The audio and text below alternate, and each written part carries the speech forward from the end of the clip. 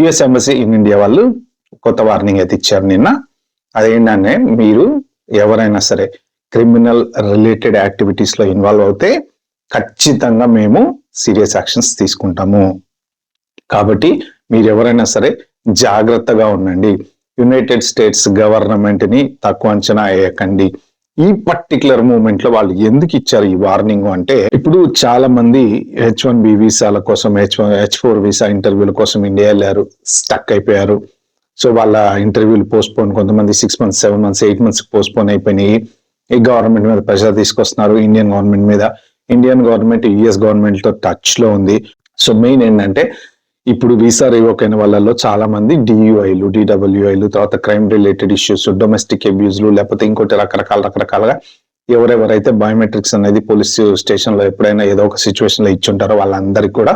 So regardless of మీకు ఎప్పుడూ 10 సంవత్సరాల క్రితం DUI ఉంది, మీ తర్వాత ఇండియా వెళ్ళారు, వచ్చారు చాలా సార్లు.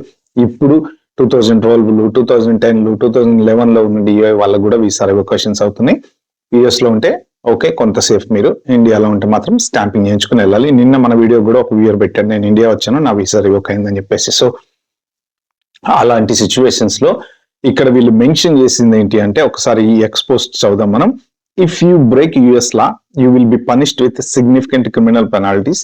The Trump administration is committed to ending illegal immigration to the United states and protecting our nation border and hour citizens. ఇందులో 3-4 రకాల అర్థాలు ఉన్నాయి.